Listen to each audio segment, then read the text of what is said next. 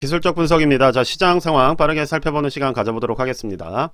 자, 제가 월요일 시장 열리는 시점에 시장이 더 올라갈 수 있다라고 말씀을 드렸어요. 자, 단기 조정이 일단 이 구간에서 마무리가 됐고, 자, 위험 요인으로 꼽히던 채권 수익률 자체가 하방으로 돌아섰기 때문에 사실 단기적인 어떠한 불안 요소들은 대부분 사라져 있는 상황입니다.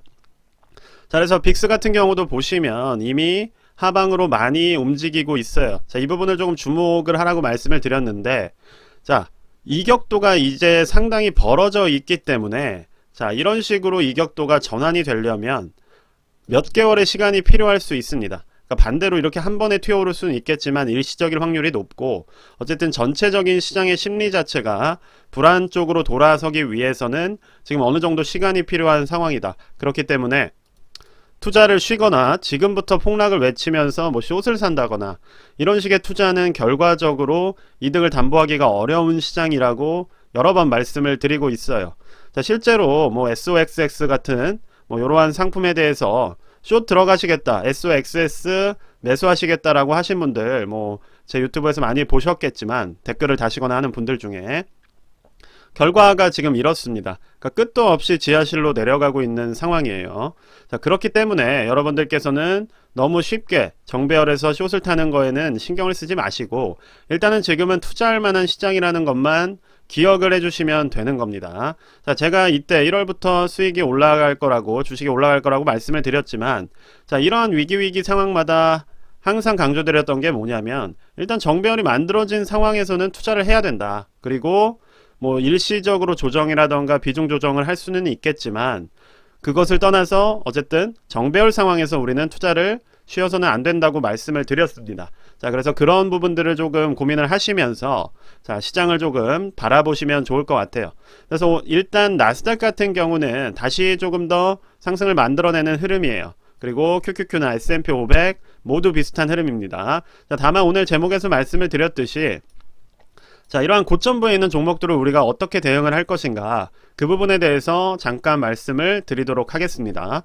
자, 일단은 많은 분들이 지금 매수를 하신 테슬라 같은 경우는 일단 주요 저항 라인이 300달러 초반에 잡혀 있어요. 자, 이전에 갭상승이 나왔던 구간도 이 위치이기도 하고, 자, 이번에 이전 상승 고점 역시도 300에서 투탑을 만들고 떨어졌기 때문에 자, 이 부분이 일단은 주요 저항 라인, 즉 300에서 310 정도가 주요 저항 라인으로 기능할 수가 있습니다. 자, 그럼 이제 이 부분을 일직선으로 지금 도전을 하고 있는 상황이에요. 그러니까 자, 파동을 만들면서 올라가는 게 아니라 강한 매수세로 도전을 하고 있는 상황입니다. 자, 그러면 어떻게 되겠어요? 일단은 주요 저항 라인에서 한 번은 파동을 만들어낼 가능성이 높습니다. 자, 이런 식으로 움직일 수가 있겠죠. 자, 그렇기 때문에 오늘 드리는 말씀은 뭐 장기 투자를 하실 분들은 다 팔아라 이런 얘기를 드리는 게 아니라 자, 이 위치에서 지금 큰 비중을 넣는 건 좋지 않을 수 있다는 말씀을 드리는 거예요. 그러니까 큰 비중을 넣을 거면 제가 매수 추천을 드렸던 이 포인트에서 넣었어야 되는 것이고 지금 그것이 아니라 여기서 큰 비중을 넣는 거는 사실상 또 좀 지고 시작하는 그러한 흐름일 수 있다라는 점을 말씀을 드리는 겁니다. 그래서 테슬라를 일단 장기적으로 보고 계신 분들이라 하더라도 일단은 기울기가 상당히 높고 자, 보시는 것처럼 이 300달러가 주요 저항 라인으로 계속해서 기능을 해왔어요.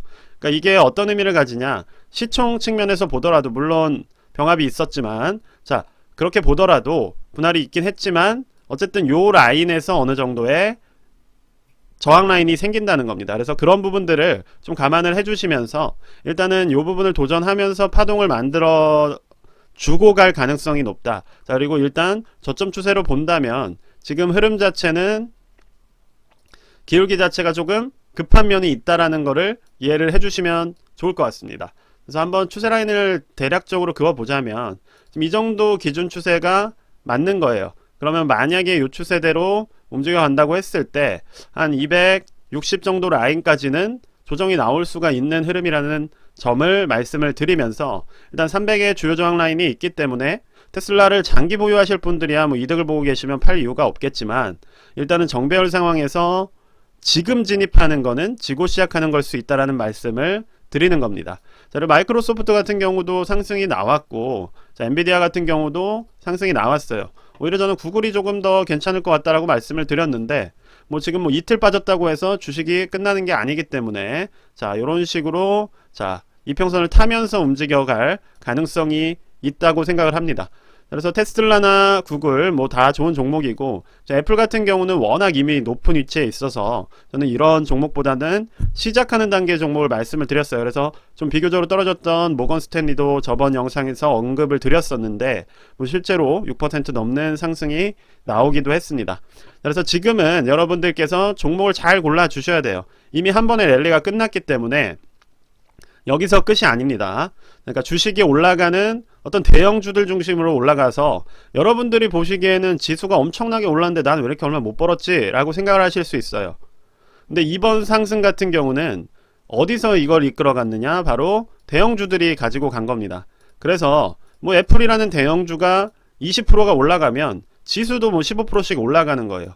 그래서 애플 같은 경우가 예를 들어서 이렇게 올라갔다. 150달러에서 190달러까지 올라갔다 하더라도 사실 폭등이라는 느낌은 크게 들지는 않는 겁니다. 왜냐, 워낙 시총이 큰 종목이 움직이기 때문에 뭐 150에서 190 갔다 해도 3, 40%인데 사실 뭐 2, 3일 만에 3, 40%씩 움직이는 종목들도 많았던 시장과는 비교하면 뭔가 조금 잠잠한 느낌이에요. 그래서 어느 정도 시작하는 단계에서 출발하는 종목들 위주로 지금 다시 순환이 나올 수가 있다는 점을 말씀을 드리겠습니다. 자, 반도체 같은 경우도 보시면 SOXX 같은 경우가 또 주요 저항 라인에 들어가고 있어요. 즉 이전에 고점 라인 바로 자 150, 560달러 수준까지 거의 근접을 한 상황이기 때문에 사실상 이 위치에서 바로 들어가기는 또 안전하지 않을 수 있다는 점을 말씀을 드리는 겁니다. SOXL을 하더라도 지금 이 위치가 어떻게 보면 낮아 보이죠. 그러니까 이게 3배 레버리지의 위험성입니다. 제가 2022년에 3배 레버리지 투자 정배열로, 그러니까 롱 포지션으로 하면 상당히 망할 수 있다라고 강조를 드렸던 게 이게 괴리율의 무서움이에요. 지금 주가는 전고점을 향해 가고 있는데 원 지수는 3배 레버리지는 28달러입니다. 그러니까 뭐 이게 어떤 얘기냐? 이때 나는 장기 투자할 거야 라고 3배 레버리지 하시면서 매수하신 분들이 지금 그냥 1배짜리를 했으면 거의 원금을 회복했을 텐데 3배 레버리지를 들고 계셨으면 지금 반토막이 더 났다는 겁니다. 70달러가 넘는 위치에서 28달러까지니까 이미 60%를 까고 시작을 한다는 거예요. 이러한 측면에서 3배 레버리지는 항상 정배열에서만 해야 된다고 강조를 드리는 것이고, 뭐 이럴 때 뭐 3배 레버리지를 모아간다 이런 얘기하는 사람들이 만약에 있었다면 그런 분들은 정말 나쁜, 그러니까 괴리율에 대한 이해도 없는 채 여러분들께 투자를 권유했다라고 생각이 듭니다. 자, SOXL 같은 경우는 그래서 지금 이 위치가 낮아 보일 수 있어요. 근데 이건 트릭인 것이고, 실제로는 원지수가 이전 고점과 비슷하게 도착을 한 상황이고 한 4, 5%만 더 올라가면 전고점에 도전을 하는 상황입니다. 그럼 당연히 뭐가 생기겠어요? 일정 저항이 생길 수가 있기 때문에 자, 이런 식으로 움직였다가 한번 조정을 받고 주목받는 그러한 식의 흐름이 나올 수가 있는 상황입니다. 자, SOXL 같은 경우는 그렇기 때문에 바로 매수를 하시기보다는 일단은 조금 홀딩 하신다면 전고점 인근에서 수익 실현을 고려를 하시든 아니면 그것을 전고점 저항에서 일부 저항을 맞으면서 조정을 받는 상황에서 이평선 인근에서 매수를 하시든 두 개의 전략을 가지고 접근을 해주시면 좋을 것 같아요. 자, 전체적인 시장은 역시 잘 움직이고 있는 상황이고 초반에 언급을 했듯이 시장이 갑자기 무너지는 상황도 바로 나오진 않을 것으로 보입니다. 자, 그렇기 때문에 투자를 지금은 쉬어갈 단계가 아니고 국내 주식 같은 경우도 보시는 것처럼 어쨌든 추세선을 따라서 지지가 나오고 움직이고 있는 상황이에요. 에코프로가 올라가면서 코스닥이 좀 강하게 주목을 받긴 했지만 자, 어쨌든 추세선을 따라서 정배열 상승 중인 흐름입니다. 자, 그래서 국내 주식이든 미국 주식이든 투자를 하시는 분들이 있다면 뭐 이런 부분들에 있어서 지금 뭐 불안론에 휩싸일 게 아니라 일단은 어느 정도 투자에 집중을 해 주셔야 되고, 기본적으로 지금 전체적인 시장에서는 섹터별로 순환이 돌고 있어요. 요즘에는 또 에너지 주식들이 오르고 있고 그러한 흐름들에 따라서 덜 오른 종목들 위주로 공략을 해주신다면 충분히 기회를 가져갈 수 있다라고 생각을 합니다. 저는 일단은 개별적인 주식 추천 자체는 엄청나게 뭐 유명한 주식이 아니라면 따로 분석을 하지는 않습니다. 개별적인 주식 같은 것들은 멤버십을 통해서 공개를 하고 있기 때문에 전체 영상을 통해 말씀드리기는 어려운 부분이 있고, 그래도 덜 오른 종목들을 위주로 공략을 하신다면 충분히 뭐 일주일에 20% 정도, 그 정도의 수익을 기대할 만한 지금 시장이 움직이고 있다. 뭐 은행주 같은 경우도 보시는 것처럼 이렇게 한 번에 6% 넘는 상승이 나오는 것처럼 시장별로 돈이 덜 들어간 곳으로 지금은 흩어지고 있는 단계라고 이해를 해주시면 좋을 것 같습니다. 네, 일단 오늘 영상은 여기까지만 말씀드리도록 하겠습니다.